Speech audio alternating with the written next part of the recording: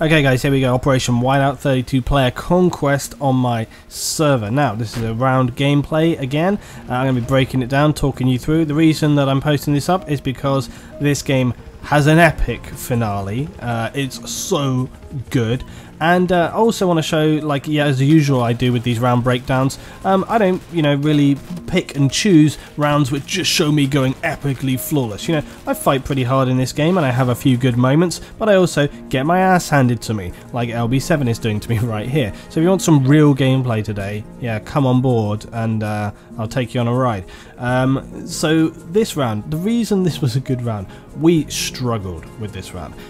It starts off fairly evenly matched for a large part, but we really quickly just have issues. The other team are doing a very, very good job, and also if you look down through the player list, you'll notice that my clan distribute about 50% across both teams. This is important because, sometimes people will be like, oh, VG, you got your team on one side. Nope, I like to distribute it evenly. The reason for that is that it actually gives us better gameplay.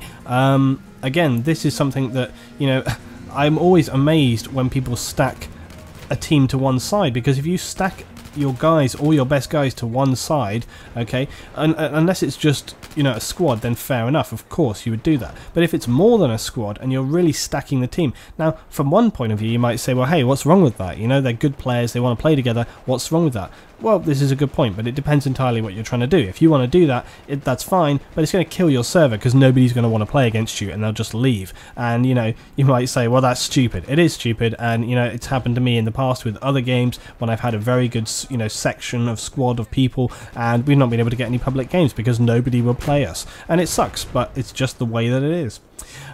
Anyway, back with Battlefield though, and yeah, this is true. So what I like to do is when I'm on my server, if there's lots of my clan playing, of which we do have a lot of members, I like to distribute it evenly. The reason being is that those guys help pick up the public players that are in and they push them forward, and overall we get even better games than if it was just the objective people coming to the server who do come and join us.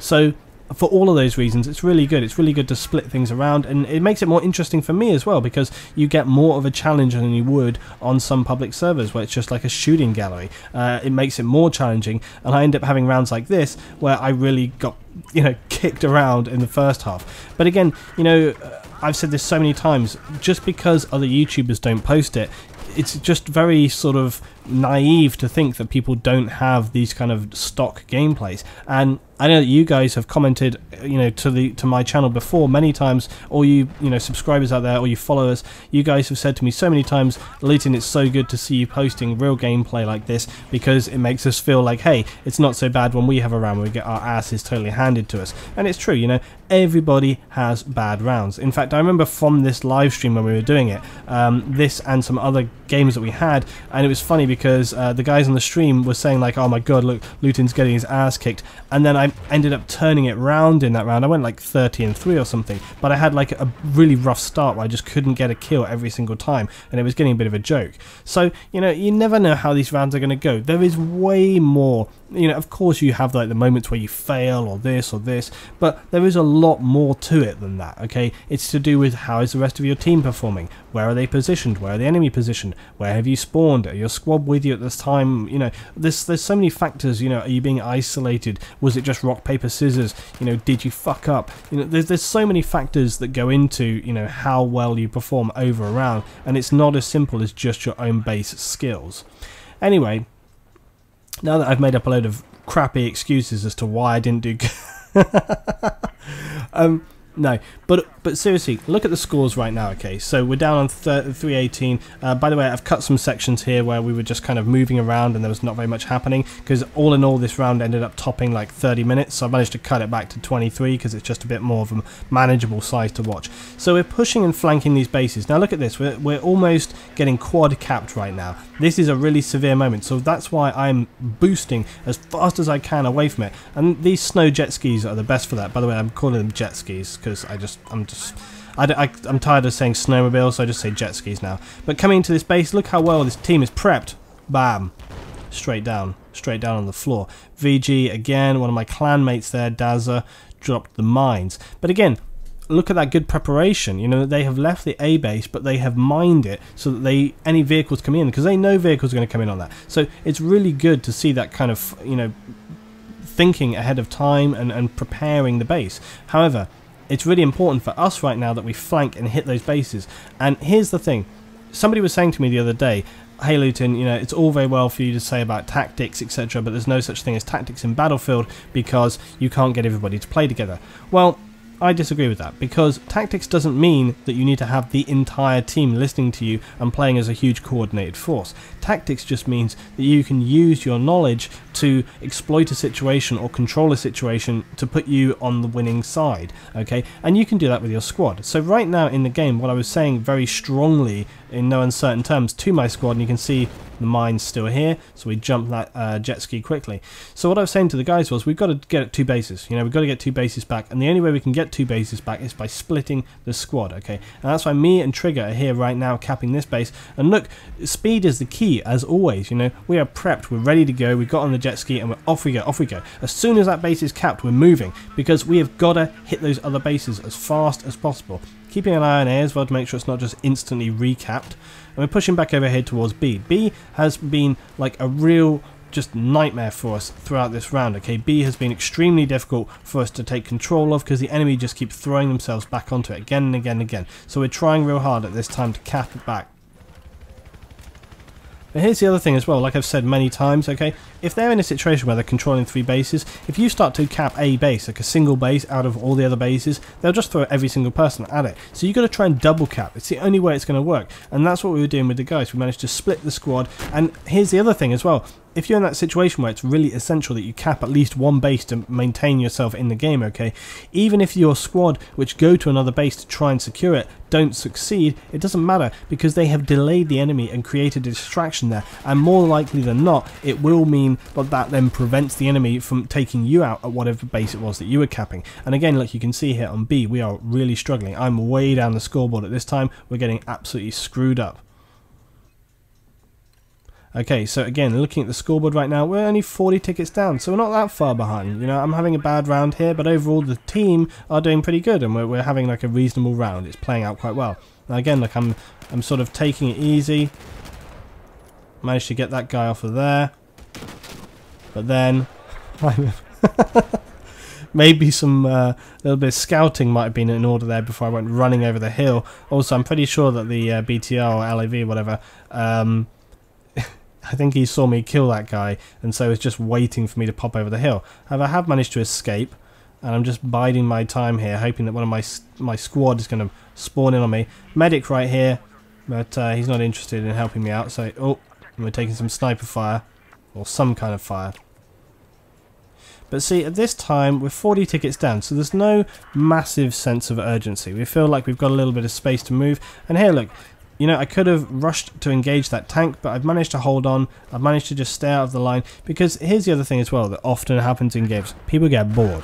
You know, if you run away and hide and you're up on a hill, a lot of public players, if they can't see you straight away, they'll fire a few more rounds, and they'll try and hang in there. But if they don't get the kill on you straight away, they'll just be like, nah, this is boring, I'm going to go somewhere else. So if you just wait in the kind of noob style of Battlefield Friends, you'd be surprised how often, if you just kind of bide your time and then come back in, you can actually retake that base. However, in the theme of me doing bad in this round today, it didn't work for me, but it does work because I've done it plenty of times before. Okay, overall though, look, we've managed to take B, and I've spawned in on the guys here trying to retake this base, but immediately getting put down. See, I just can't get a handle every time. It's just like, bam, down on the floor, down on the floor. Can't get my foot in the door today. So yeah, but I'm just trying my best. I'm trying my best, but it's just not good enough. I decided to change up my gear because I felt like the M4 burst fire was not working for me. Change up to the ACR, which is one of my preferred engineer weapons. Okay, so off we go, and we're still here at B. We're still trying to take it, and just getting beaten. And I suddenly was like, damn, how am I getting my ass handed to me so fast? And it's because the hover tank's right here on us. I was trying to, like, at least, you know, put some fire back onto them. There was no way I was getting out of that situation, and I wasn't about to just bail out and, like, give them an extra free tank either, so make them take it down. So they're doing really good, but look at the map right now. We're getting ruined. How are we going to possibly turn this back? And now look, here's the time, here's the time. The tickets are starting to hemorrhage away from us for the first time. It's been pretty even up to this point, but now we really are starting to lose it. And this is the dangerous time. This is the time where if we're not careful, we're going to end up in a totally spawn trap situation. And it's so critical at this time that we try and get some bases back, at least 1 or 2. Now, given that there's a lot of fighting going over at A, it would make sense for us to try and cap the nearest base to us. And as you can see, that's what my team are already doing. So it's really positive that, again, they've taken those obvious choices and that they're sort of putting them into practice. But then at the same time, we have to anticipate that they're going to throw people towards us now. And that is why I am taking the jet ski and we're going to go for that push flank yet again. Because, again, you've got to think a couple of steps ahead. And if we're taking those bases, they're going to come to those bases. So we're almost kind of preempting where we need to be. But again, it fails for me. I don't even make it there. It's like, come on, give me a break. You're thinking, like, how can I possibly turn this back? I finished this round with a positive KD. You wouldn't think it, right? But I do actually finish this round with a positive KD.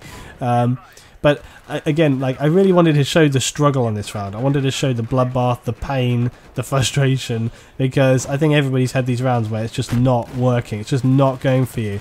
And it doesn't matter what you do, whether you turn a corner and you die, you spawn and you die, vehicle outmatches you, you're pinned down, you know, double fire, outnumbered, whatever. It just doesn't matter. You just cannot get a bloody grip. You cannot get started. And that's how it was feeling for me all this round. But at the same time, overall, it didn't really matter to me that much. And this is the thing, is like, I don't care if I have a round where I do bad or if I do a round where I do better. That's really nice, but it's not the most important thing. The most important thing is that overall the team are working well together, and we were all on TeamSpeak communicating. Okay, so at least like 50% of my team were on TeamSpeak, so that's really good because it means that we can give communication orders, we can tell people where to go, we can overall have a battle plan. So even if I'm like sucking or just getting unlucky, whichever you want to say, it doesn't matter, because, you know, I am working together with the guys to have an overall game plan of what it is that we're doing and trying to work towards. So I would be saying, like, guys, we've got to get to B, we've got to get to D, we've got to get to C, take this, there's vehicles here. So the rest of the guys are, you know, supporting me, supporting each other,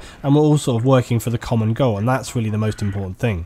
So over at C here now, and I'm just grabbing this jet ski, we're going to push back over again, yet again, towards A.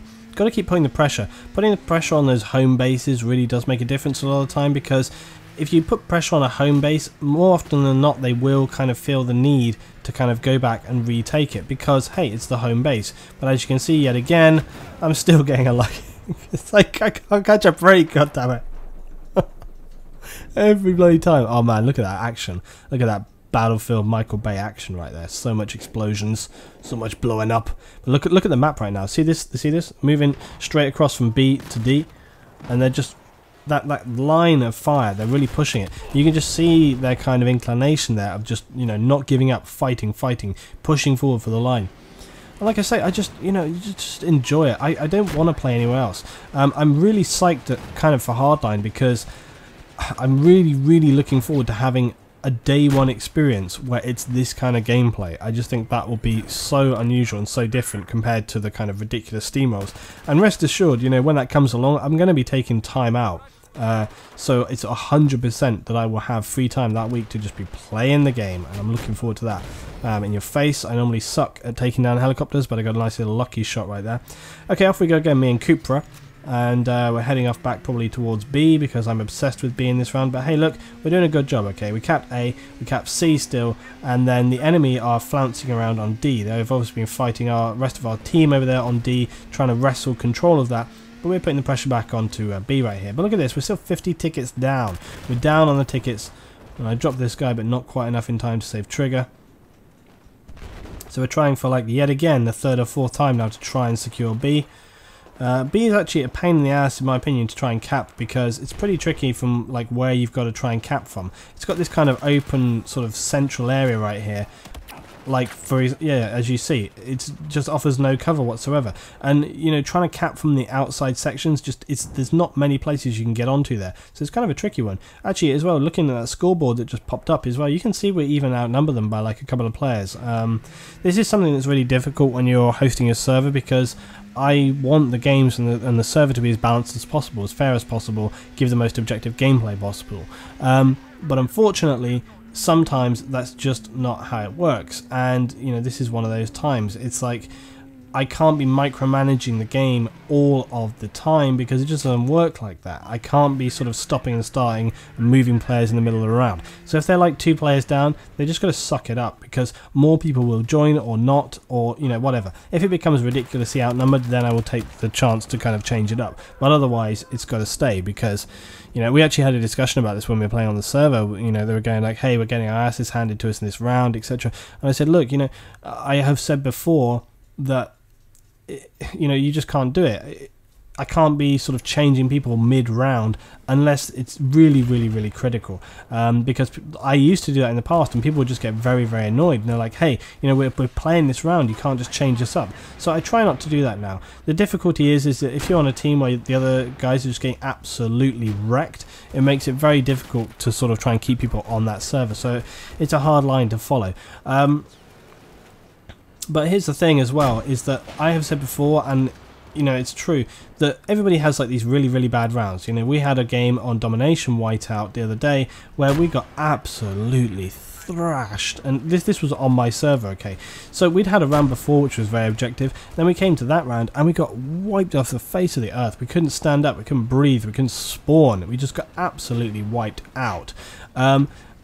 And you know, that's the thing, that's just the way it goes sometimes. But I said to the guys at the time, I was like, look, this is agony and it sucks and it's terrible, but hey, you know, we'll change it up the next round, we'll try better, we'll fight harder. And that's it, that's what you've got to do. You just got to fight harder the next round. And often as well, if I say a team that's had a really bad round, I still won't change up that many players. I maybe change like 1 or 2 people at the most, and then I'll see how it plays out. Because often you don't need to do like a full reshuffle to get better gameplay. It's all about moving those key players. So moving like 1 or 2 people really often helps out a round. And it doesn't mean that just by moving them, they're automatically being moved to the losing team. That's not a good way to think of it. It's not about like the losing team. Yeah, there shouldn't be a side which is just thought of as the losing team or the winning team, the best team.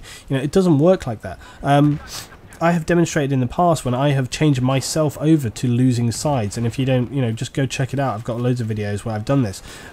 I feel like the other team are just not pulling their weight, or they're just not having as good of a gameplay, so I change myself over to their team to try and help support them, to try and motivate them, to try and push the objective. And more often than not, that actually works, and it only takes a couple of people. And so, you know, this is what I was doing on the server. It works really good. It's great to have that kind of ability to just sort of have control like that and maintain the objectivity, because what you want is you want a gameplay which feels like you're being, you know, actually having some combat.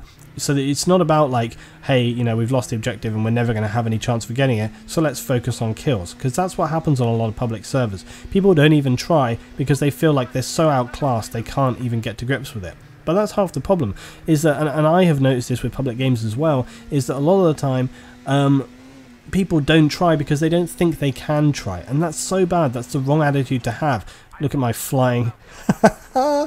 Super flying through the air. That was epic. Yeah, you know, I believe it or not, and don't laugh, I do like to motivate people.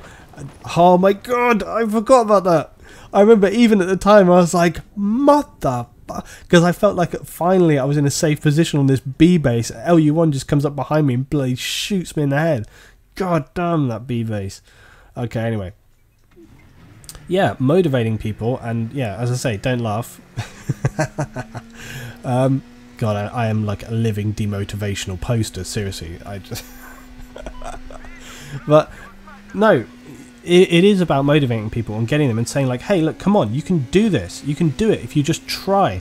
And this is, it just applies to so many situations I've been in, be it on, you know, games that I played in the past or this right now, you know. If you just show people, and if other people have the willpower to try, you can do good.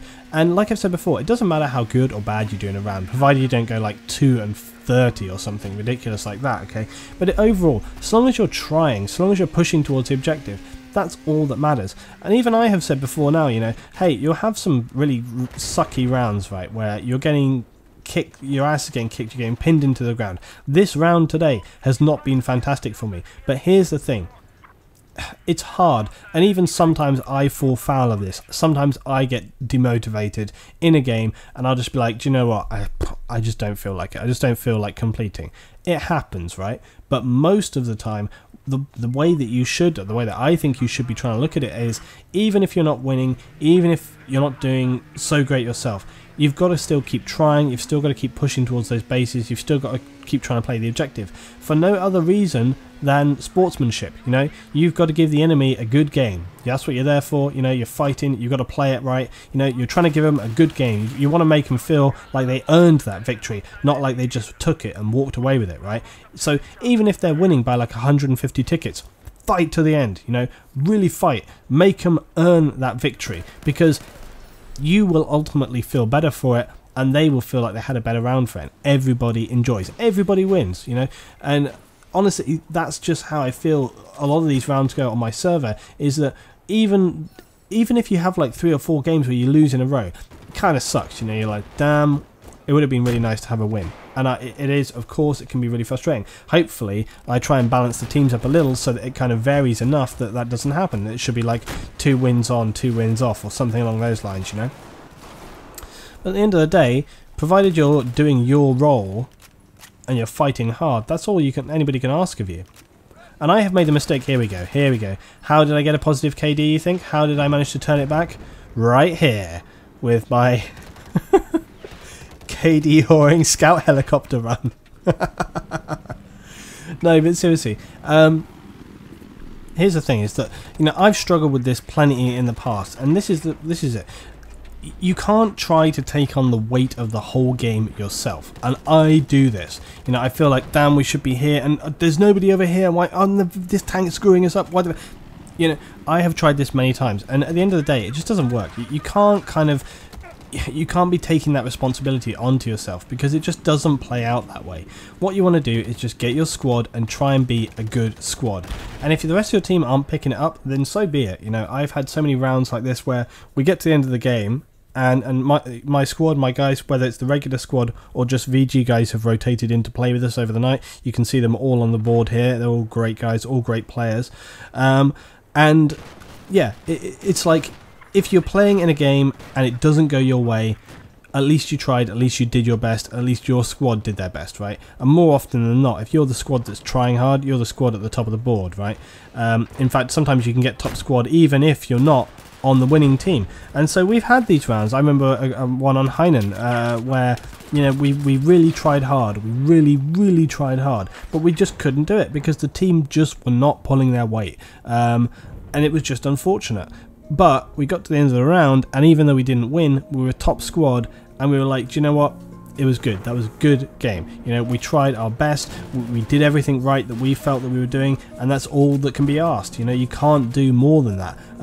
There was nothing more that we can do. You cannot be in all places at once. And again, that's something that I struggle, that I get frustrated with. You know, I want to be doing this and this and this and this.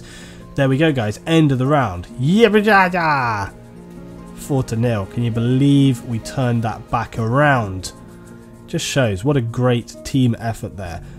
Bad round for me, but overall a great team effort, great squad play, great tactical play when we were splitting squads to double cap bases to sort of turn it back around on us. Just really good. Everybody fought really hard. The enemy team, they were not letting us have it easy. They were coming back, grabbing those bases. We were pushing forward. We were doing everything that we could. It's just a great round overall, and I say I just love the hell out of it. I love those kind of gameplays. I love those games that come right down on the wire. And you know, it's happening more and more and more. You know, it used to be that these games were rare, but now that I've had like this good group of people coming to my server when we're running it and we're having these gameplays, it's more and more common. And I'm loving it, and I'm looking forward to it for Hardline. So there we go, guys. Drop your thoughts below, and I'll see you next time for some more Battlefield breakdowns.